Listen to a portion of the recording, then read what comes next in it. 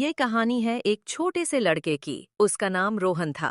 रोहन को खेलना और टीवी देखना बहुत पसंद था। उसे स्कूल जाना और पढ़ाई करना बिल्कुल भी पसंद नहीं था, लेकिन माँ उसे जबरदस्ती स्कूल भेजती थी।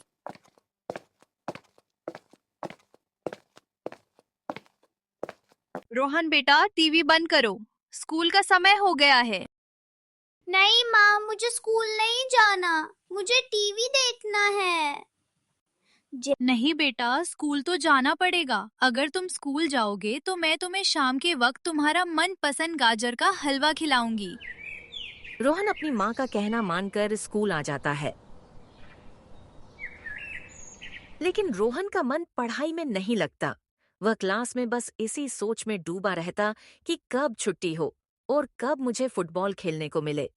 स्कूल से आने के बाद शाम को रोहन रोज उसकी दोस्त चिंटी के साथ फुटबॉल खेलने जाता था। चिंटी पढ़ने में बहुत होशियार थी। वह क्लास में हमेशा फर्स्ट आती थी और टीचर भी उसकी बहुत तारीफ करती थी।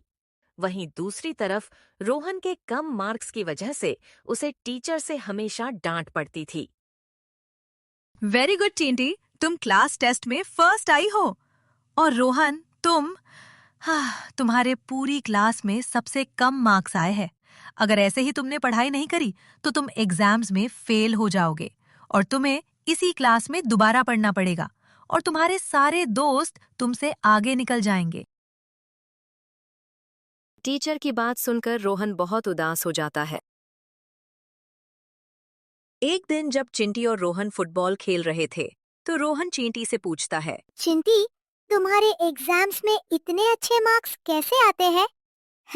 सभी टीचर्स तुम्हारी बहुत तारीफ करते हैं।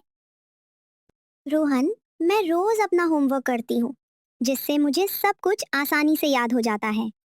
और होमवर्क खत्म होने पर ही तुम्हारे साथ फुटबॉल खेलने आती हूँ। चिंटी की ये बात रोहन के मन में बैठ गई। उस दिन रोहन ने तय किया कि वह भी खेल और पढ़ाई के बीच सही समय बांटेगा। अगले दिन से रोहन ने सच में मेहनत शुरू कर दी। अब वो रोज स्कूल से आते ही अपना होमवर्क खत्म करता और फिर खेलने जाता। अब रोहन को स्कूल जाना बोझ नहीं लगता था। वो बिना जिद के स्कूल जाता, मन लगाकर पढ़ता, अच्छे नंबर लाता। टीचर्स भी अब उसकी तारीफ करने लगे थे। रोहन पढ़ाई के साथ साथ फुटबॉल कंपटीशन में भी फर्स्ट आता था।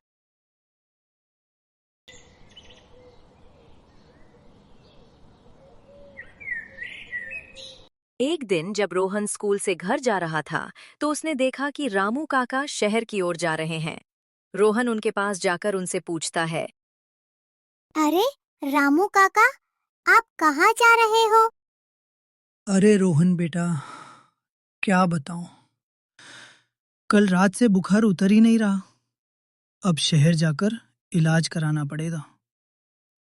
कितना अच्छा होता अगर हमारे गांव में भी कोई डॉक्टर होता।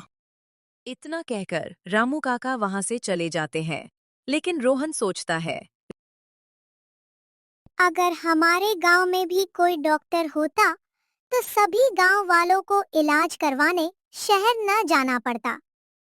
मैं बड़ा होकर डॉक्टर बनूंगा और अपने गांव के लोगों का इलाज करूंगा, ताकि उन्हें शहर न जाना पड़े।